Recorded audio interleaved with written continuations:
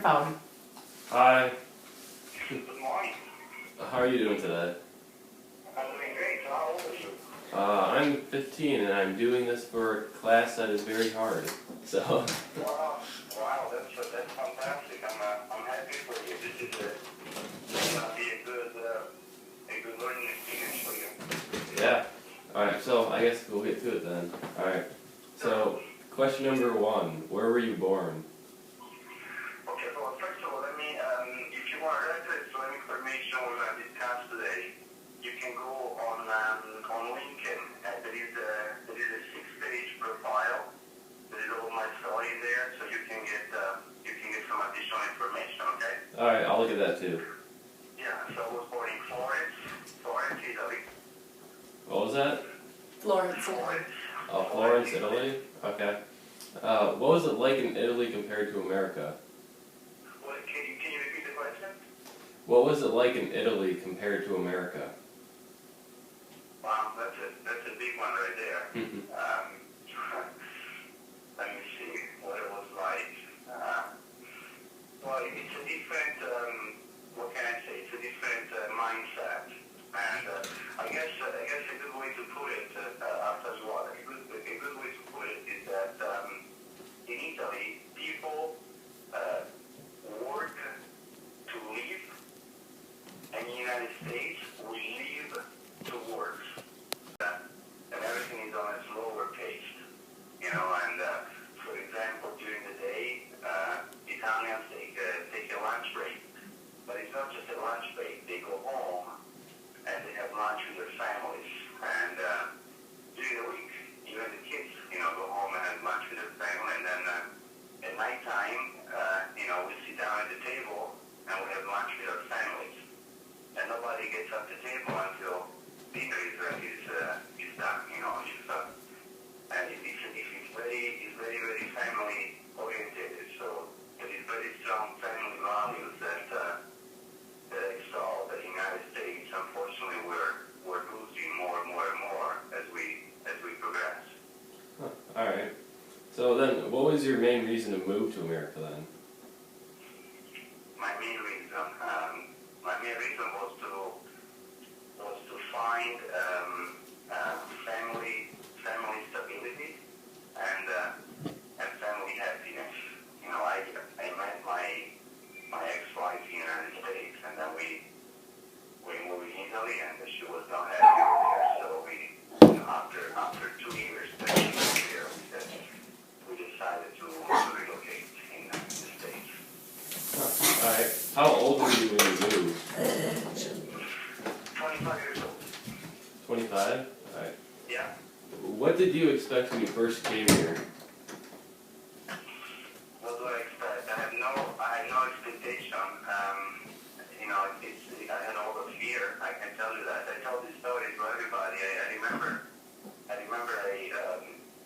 I landed in Chicago, and I had a U-Haul truck waiting for me at custom. That was with all my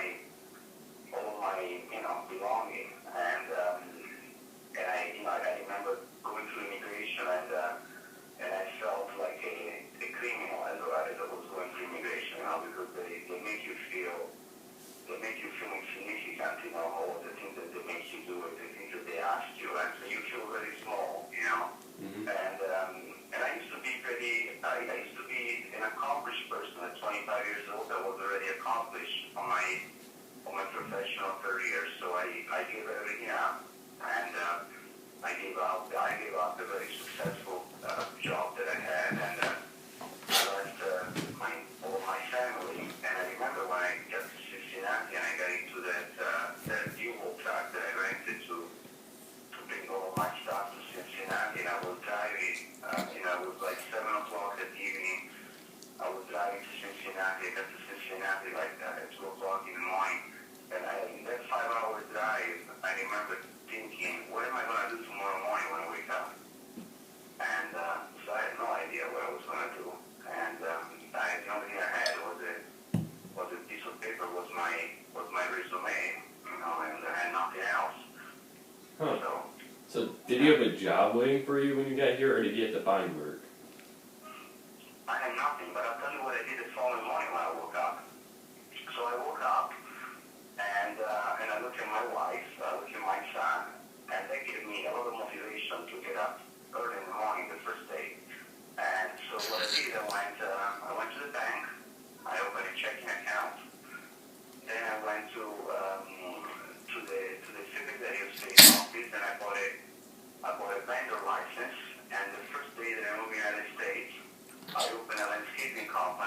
the afternoon, I went to buy a pickup truck.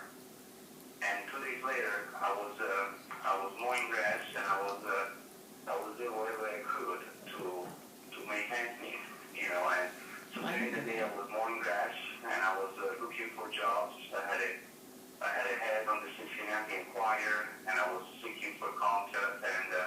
And at nighttime, I was washing dishes at a restaurant.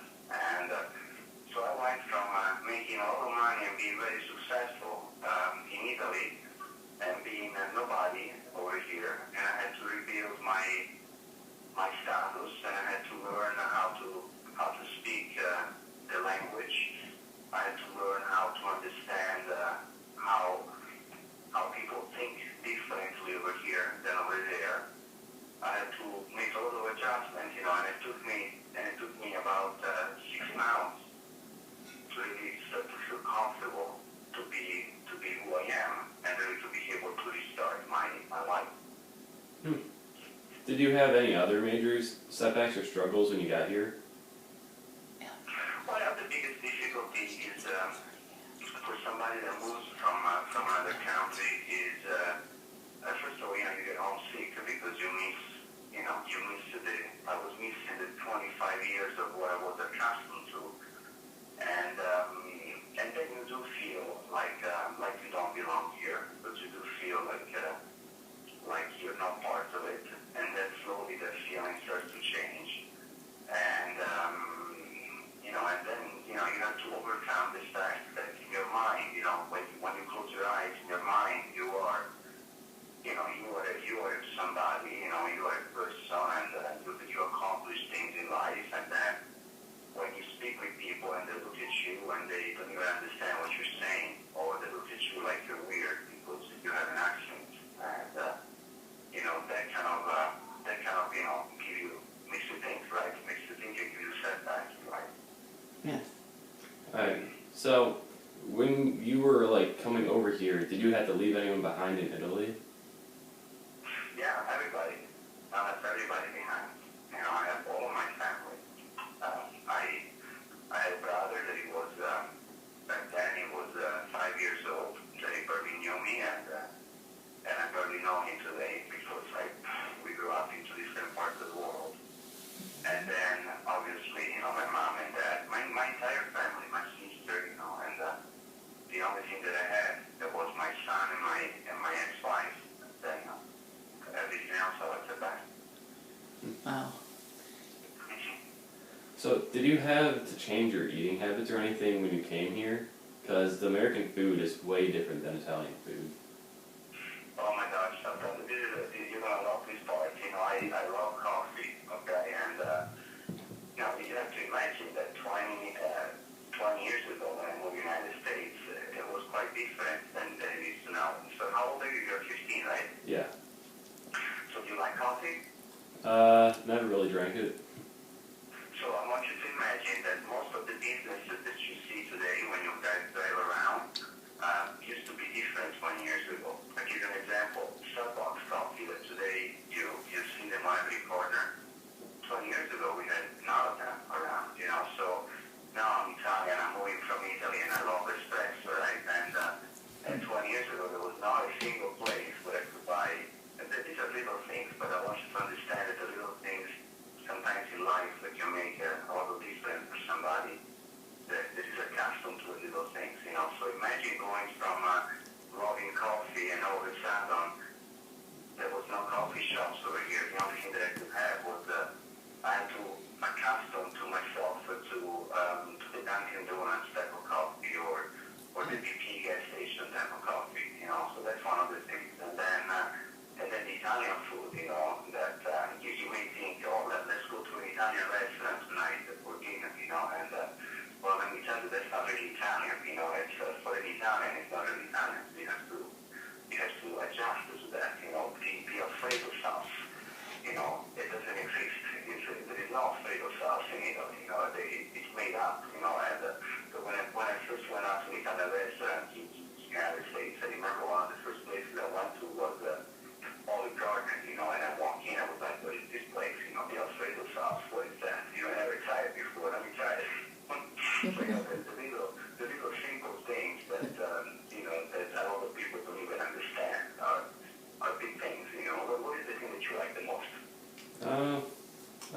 Twinkies are pretty good. What is that? Twinkie? Yeah, it's like a dessert. Okay, well, guess what? We don't have Twinkie in Italy, so how would you feel if you moved to Italy all of a sudden you cannot buy your Twinkies anymore? You know, and Yeah. that's what just are you understanding what I'm trying to tell you? Yeah, that's way different. So, did you have any other traditions that were like not here? No, because you know, it's a lot of things are universal, and so no, other than that, I would say, the biggest difference that I noticed on a social level is that in Europe everybody hangs out. You go to there is a gathering that at night time all of the friends they hang out to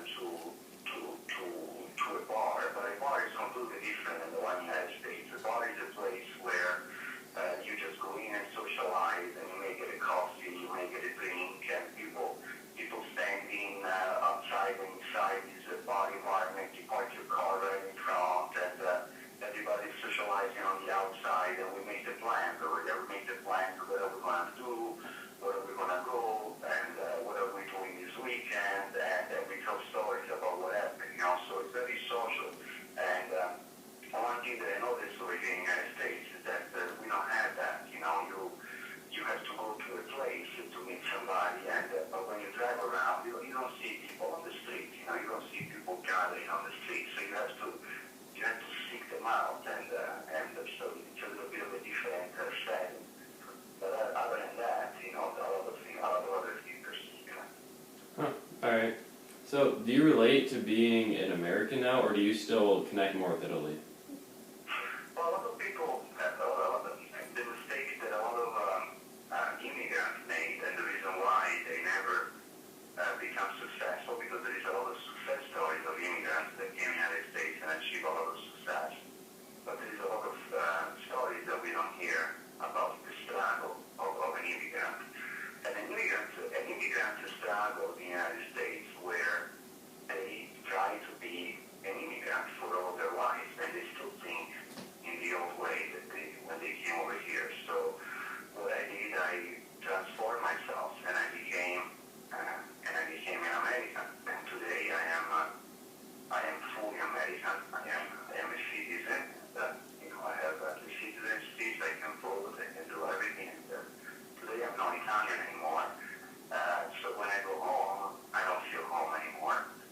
And when I come over here, I feel home, but I feel that one piece of me is over there. So, I guess I'm a citizen of the world today, but I am American. I'm not Italian anymore. All right. So, what do you think of when you hear the phrase "the American dream"? The American dream is true. I'll tell you a story that I think is going to resonate with you. And, when I moved, I was 25, and I had a very successful career. And my father looked at me with his wisdom, and he said, "Son, you're living something great, and the train of the opportunity only comes by one time in life, and you feel fortunate enough that you got it, and you have a very successful life, and you're leaving everything behind. You're making a bigger mistake." So I moved to the United States, and because we don't listen to what our parents are saying, and because we think that we know everything, and so I moved to the United States, and then after a few months I called my dad. I said, "Dad, there is a lot of trains over here. I don't know which one to catch, but there is so many opportunities. It's completely different in Italy." And so I caught another train, and I was lucky enough that I caught another train, and then throughout my career, guess what? I caught another one. And then I got off, and I got into another one, and so it is a land of opportunity for people that are seeking for opportunity. And I always tell to everybody when I talk to is that if you have the desire to want to do something in the United States, there is no excuses. People that they tell me I don't have a job, I tell them, "Hey, when I moved to the United States, I spoke no English, I had no money, and the first day that I was here, I opened an escaping company and I had a job. So if you want a job, you can have